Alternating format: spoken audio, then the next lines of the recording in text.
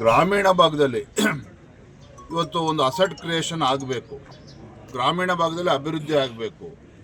ಕೃಷಿ ಚಟುವಟಿಕೆ ನಡೆಯುವಂಥ ಸಂದರ್ಭದಲ್ಲಿ 60 ದಿನಗಳ ಕಾಲ ಇದಕ್ಕೆ ಅವಕಾಶವನ್ನು ನೀಡಿದ್ದಾನೆ. ಯಾಕಂದರೆ ರೈತರಿಗೆ ಅನಾನುಕೂಲ ಆಗ್ತದೆ.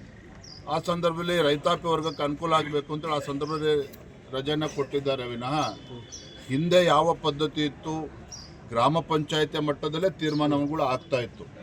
ಈಗಲೂ ಕೂಡ ಮುಂದಿನ ದಿನಗಳಲ್ಲೂ ಕೂಡ ಅದೇ ಆಗುವಂಥದ್ದು. ಆದರೆ ಕಾಂಗ್ರೆಸ್ ಪಕ್ಷ ಇವತ್ತು ಸಿದ್ದರಾಮಯ್ಯನವರು, ರಾಹುಲ್ ಗಾಂಧಿಯವರು ಇದನ್ನೇ ಅಪಪ್ರಚಾರ ಮಾಡಿಕೊಂಡು, ಯಾಕೆ ಅಂತ ಹೇಳಿದ್ರೆ ಇವತ್ತು ರಾಜ್ಯದಲ್ಲಿ ಕಾಂಗ್ರೆಸ್ ಬಗ್ಗೆ ಜನರ ವಿಶ್ವಾಸ ಹೊರಟೋಗಿದೆ. ಹಾಗಾಗಿ ಈ ವಿಚಾರ ತೆಗೆದುಕೊಂಡು ಮಹಾತ್ಮ ಗಾಂಧಿಯವರ 2ನೇ ಬಾರಿ ಕೊಲೆಯನ್ನು ಮಾಡುವಂಥ ಕೆಲಸ ಭಾರತೀಯ ಜನತಾ ಪಾರ್ಟಿ ಮಾಡಿದೆ ಅಂತೇಳಿ ಅಪಪ್ರಚಾರ ಮಾಡೋದಕ್ಕೆ ಹೊರಟಿದ್ದಾರೆ.